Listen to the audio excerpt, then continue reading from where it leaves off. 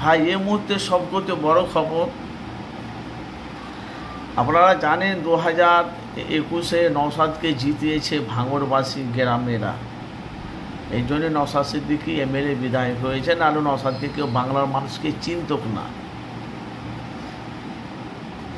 সবসময় সত্য কথা বলি, চোখে চোখ রেখে আমি কথা বলি মানুষের কাছে, আর সত্য চাপা থাকে না, প্রকাশ করি। সে নওশাদ সিদ্দিকী এমএলএ বিধায়ক করেছে ভাঙড় গ্রামবাসী 2021-এ, আবার 2026-এ আবার বিধানসভা ভোট। এমনি তো নওশাদ সিদ্দিকীর ওপর অনেক চর্চা চলছে, আপনারা জানেন। কিন্তু সামনে বিধানসভা ভোটে আমি যতটা দেখলাম, আব্বাস সিদ্দিকী বলছে, যাই হোক ওদের ভাইদের মধ্যে আলাপ বলা যাই হোক একটা হয়েছে, বলছে গ্রামবাসীদেরকে যে আমি বলেছি হসপিটালকে আমি করে দেবো, আমি ভাঙড়ে যদি আমি বিধানসভা ভোটে জিতলেও আমি হসপিটাল করে দেবো, আর যদি না জিতিও তবুও আমি হসপিটাল করে দেবো, ভাঙড়বাসীর মুখে আমি হাসি ফোটাবো। আব্বাস সিদ্দিকী বলছে।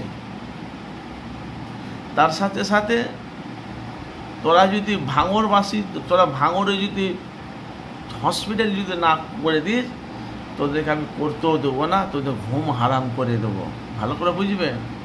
তাহলে এখানে বুঝতে পারা গেল, তাহলে নওশাদ সিদ্দিকী যত টাকা কামাই করে সব কি ভাঙড়বাসীর কাছে সব বিলিয়ে দেয়? আমার ভিডিও তো আপনারা সব দেখছেন।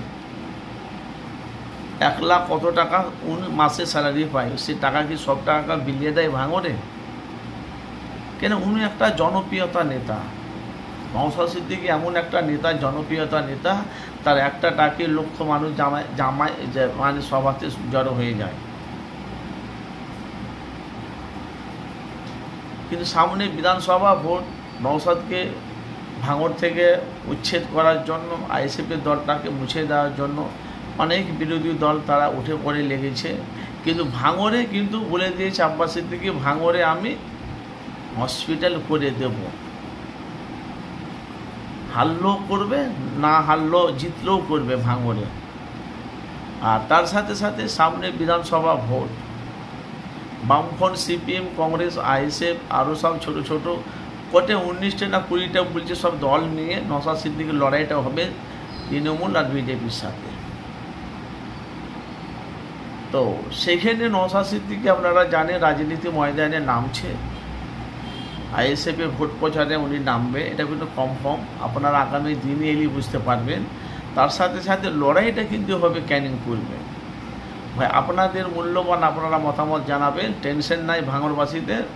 জিতলেও ওখানে হসপিটাল করবে, হারলেও ওখানে হসপিটাল করবে। এখানে বলে দিয়েছি, যেটা আমি বলি সেটা আমি করি। ভাই আপনারা বক্তব্য শুনেছেন, আপনাদের মূল্যবান আপনারা মতামত অবশ্যই জানাবেন, যেখান থেকে দেখছেন।